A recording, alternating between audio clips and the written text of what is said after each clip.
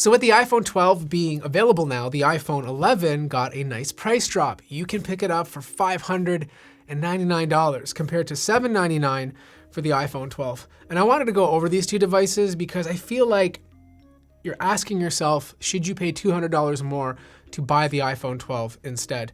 And if you want me to end this review right now, the answer is yes. This is one of those situations where the gap between the 11 and 12 is much bigger than the 11 Pro and 12 Pro. Like, design alone is different. Like, you have these phones with 6.1-inch displays, but the iPhone 12 just feels so much more comfortable to hold. It's a smaller phone, you know? Like, you look at these bezels, they've been reduced.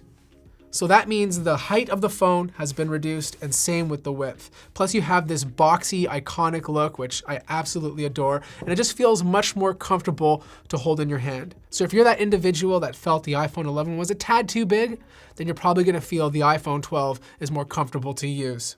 Now the biggest update, at least for me, is the display. Like, this is one area that Apple really upgraded between the XR to the 12. Like, we've seen this LCD panel before. It's a very good and color accurate LCD panel. Pretty good brightness at 625 nits, which is the same as the iPhone 12, but the pixel density is quite low. And when you start looking at these two displays side by side and you're reading text, you start to notice it. Once you go iPhone 12, you get higher PPI, you get HDR, you have a max peak brightness of 1200. So if you're watching HDR content, those bright spots will look really good.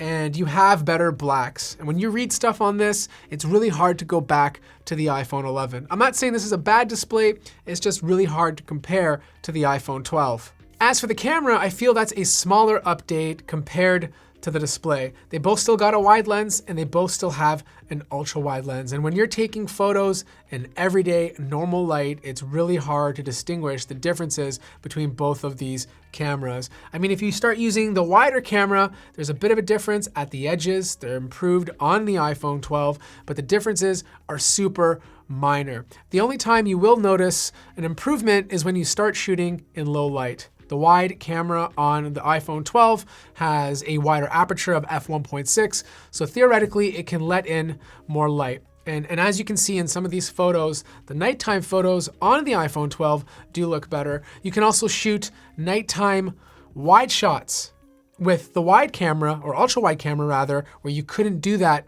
with the iPhone 11. It just didn't have that night mode capability, whereas the iPhone 12 does. Same with other things like nighttime portrait mode. You can now do that on the iPhone 12 and have more light on your face compared to the 11. Battery life is one area that the iPhone 11 is still doing better. They reduced the size on the iPhone 12 due to the smaller form factor. And even though there's improved efficiencies with the 5 nanometer A14, you just get better battery life on the iPhone 11. These are both still one-day phones. Like, if I'm ending the day at 60% with the iPhone 11, I'll probably end it with 45% on the iPhone 12.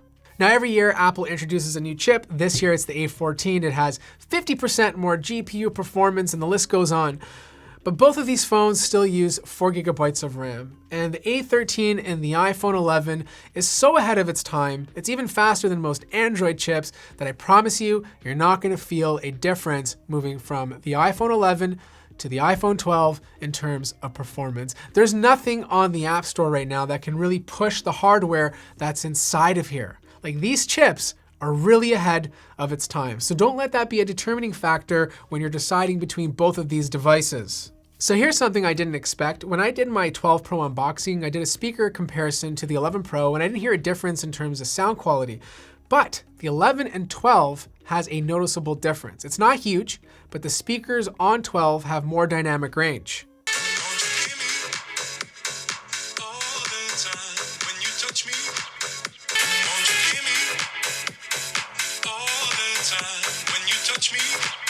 So here's the thing, I think for $200 more, the iPhone 12 is a no-brainer. The screen alone is a massive upgrade. Then you combine all the little things I talked about earlier in the video, and it makes it a very compelling reason to spend the extra $200. However, if you can't spend $200 and maybe you can only spend $100 more, really consider the iPhone 12 mini. It's smaller, but it has all the same features and functionality of the iPhone 12. And if you can't afford the $100 more and you're stuck buying the iPhone 11, that's okay too. the iPhone 11 is still an awesome phone. And even though you don't get the better display, all the other things I talked about in this video are very small, making the iPhone 11 super solid. And if you have an iPhone 11 right now and you're bombarded with these iPhone 12 videos and you feel a little bit jealous, do not. Your phone is great, and it will be great for the next 2 to 3 years. Anyways, that wraps up this video. I hope you guys enjoyed it. If you have any more questions about any of these devices, let me know in the comment section down below. Like the video if you liked it, subscribe if you haven't already, and I'll see you guys in the next video.